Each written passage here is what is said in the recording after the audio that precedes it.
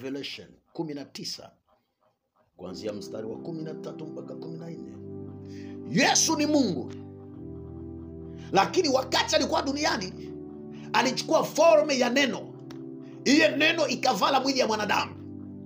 Ndio maana watu wanafikiria Yesu ni mtu mwingine, Mungu ni mtu mwingine, lakini hawajua sema Yesu ni neno iliyotumwa, iliyosemewa kinywani mwa Mungu.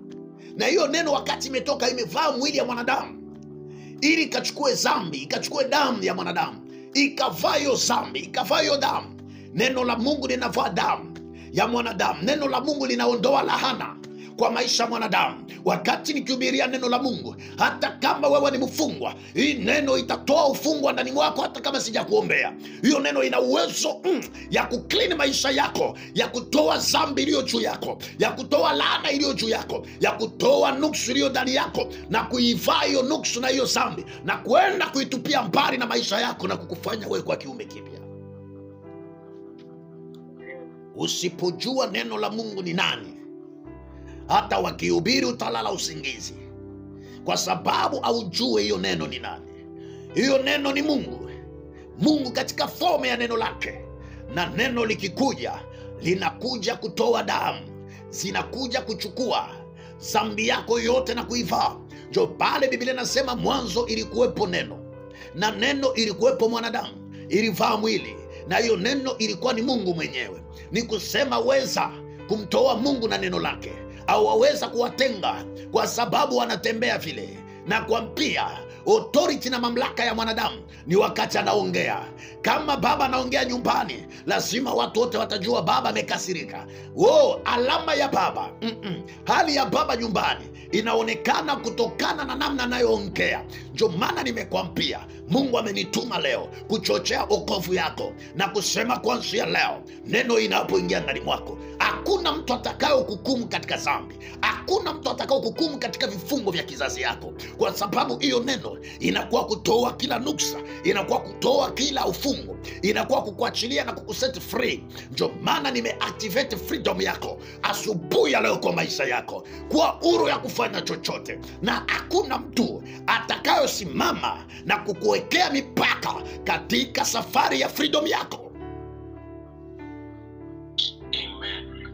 Amen. Yes. Amesema na huyo mtu alikuwa amevaa nguo za Adamu, na jina ya ule mtu alikuwa akiitwa neno la Mungu. Kuanzia leo Mungu akupe jina mpya, jina yenye kufanana na destiny yako, jina yenye kufanana na wokovu wako, jina yenye kufanana, haleluya, na nyota yako, kwa jina la Yesu Kristo. Kila wakati utatumia neno yende kukutambulisha mbele ya maadui yako, kwa jina la Yesu Kristo wa Nazareti. Na Biblia inasema katika mstari wa 14, anasema majeshi lote la mbingu, majeshi lote la mbingu lilikuwa likimfuata,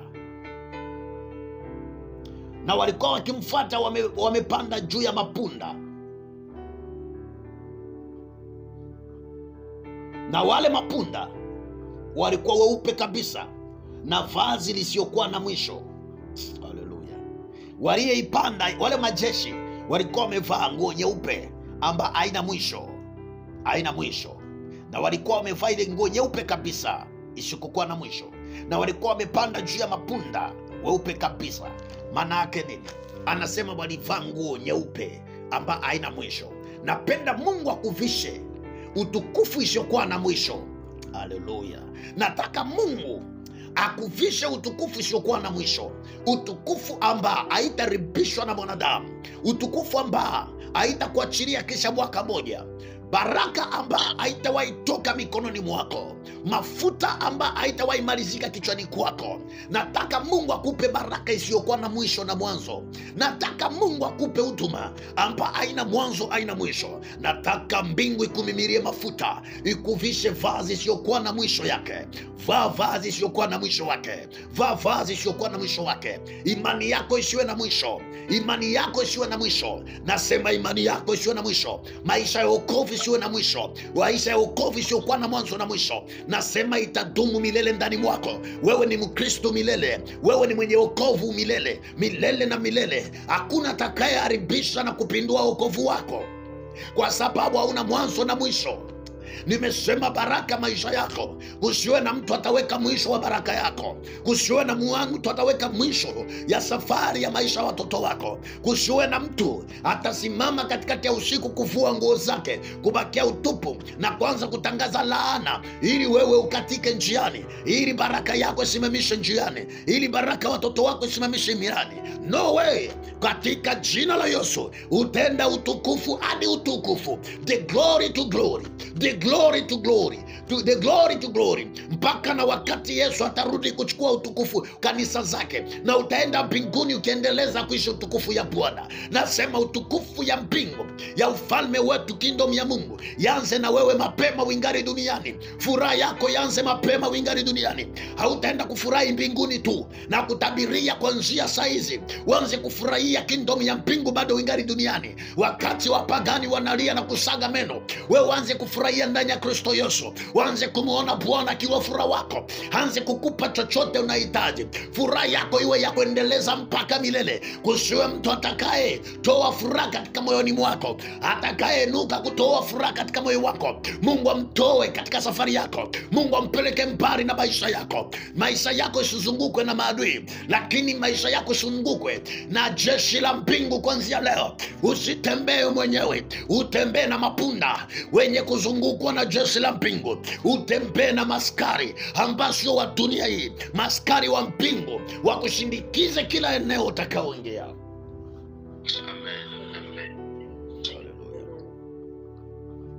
Amesema kinywani mwake mulikuwa natoka mishale, na hiyo mishale yenye kuwa na chongo kali sana. Maana yake nini? Kinywani kwako Mungu aweke nguvu ya ukweli. Utaambia watu ukweli, utaambia wachawi wewe ni mchawi, nimekujua na nimekuona, na kuanzia leo nguvu yako imeenda ofa, imemalizika, hautaweza tena takuroga. Na ni kweli, ukishasema hiyo neno, mchawi wote atapima kupeperuka usiku, watamkuta asubuhi bila mavazi, kwa sababu kinywa chako kinatoa mishale. Janielewa? Hata kazini kwako kawambie saizi, atakayenuka kunipika vita atajua ajui, atajua ajui, atasoma namba. Wowote atakayenuka kazini hapa kutaya jina langu katika ulimwengu wa giza kwa ajili ya kunichafua, atajua ajui. Na wakati utakuwa unasema, mbingu itachukua misemo yako na udongo itarikodi misemo yako. Atakayenua kazini kwako kuongea vibaya, misemo iliyotambuliwa katika kinywani kwako itakuwa mishale mbele ya maadui wako. Watapigwa mishale usiku na mchana, maadui wako wapigwe mishale usiku na mchana.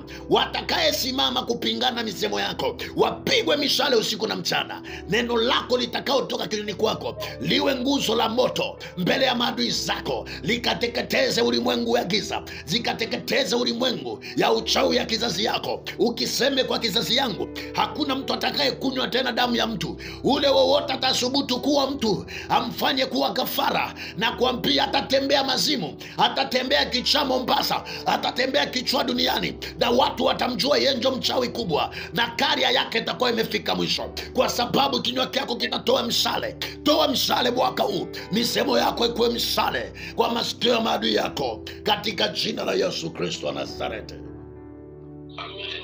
Na anasema hiyo mishale itapiga mataifa, itapiga mataifa. Mungu akupe uwezo ya kupindua mataifa. Mungu akupe uwezo ya kupindua mataifa. Mungu akupe uwezo, akupe bakora, tena hiyo bakora ya chuma, vile Biblia inasema, ili ukanyage, uponde ponde, waribishi mipango ya shetani, katika jina la Yesu Kristo wa Nazareti.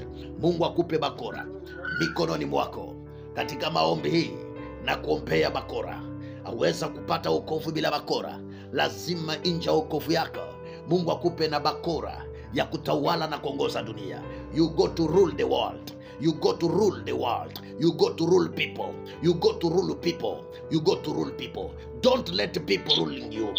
Don't let people dominating you. Don't let people influence your life. But I want you to rule people.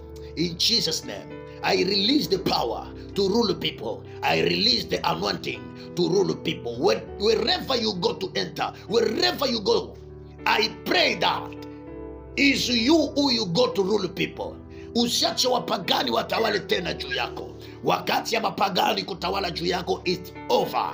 Hii ni wakati ya wewe kutawala pamoja na Mungu, na utakanyaga maadui zako, watakuwa chini ya miguu yako, kwa sababu Biblia inasema muripewa uwezo na mamlaka ya kutembea juu ya nyoka na nge. Katembee juu ya manyoka wa kizazi yako, katembee juu ya nge wa kazini kwako. Mange ni watu ambao wana plan mambo katika siri. Nyoka ni mtu ambao ana mipango mibaya kukumiza wewe. Mungu amesema amekupa uwezo ya kutembea juu ya nyoka na nge. Kaponde vichwa vyao wasifikirie tena vizuri. Mtu akishaponda kichwa yake hata akili zinarukwa. Nasema maadui yako mwaka hii akili zao zikarukwe katika jina la Yesu. Akili zao hazitasimama tena timamu. Akili zao zitakuwa zikirukaruka kama mtandao katika jina la Yesu Kristo, kwa sababu watapondwa vichwa, kwa sababu watakanyagwa. Kanyaga. Nakupa uwezo wa kukanyaga, nakupa mamlaka kukanyaga. Kakanyage sehemu popote mali walitaka wakutawale wewe, kawakanyage kabisa na kuwamaliza. Kawakanyage kazini kwako, kawakanyage katika huduma yako, kawakanyage kwa zawadi yako, kawakanyage katika kizazi chako, katika jina la Yesu Kristo. Amen. Neema ya Mungu ijue juu yako, neno hili likatimilike kwa maisha yako. Nataka uombe, mwambie Mungu, nipatie bakora ya kwenda kurulu, ni rule dunia hii, ni rule kizazi yangu. Mwambie Mungu, mimi ni mwana wa kingdom yako, mimi ni mtoto wa kingdom yako. Achilia majeshi la mbingu wanizunguke popote nitakapoingia, sehemu popote nitakayoenda. Nataka jeshi liwe linishindikize, jeshi liwe mbele yangu, na jeshi lingine liwe nyuma yangu. Mimi niwe katikati, katika ulinzi usiobomolewa na mwanadamu. Mwambie Mungu, leta ulinzi yako, leta jeshi la mbingu, kama vile Elisha alimwambia Gehazi, Mungu akufungue macho uone majeshi yanayotuzunguka. Nataka watu sasa Mungu awafungue macho, waone majeshi yaliyokuzunguka, wajue wewe sio mtu kawaida.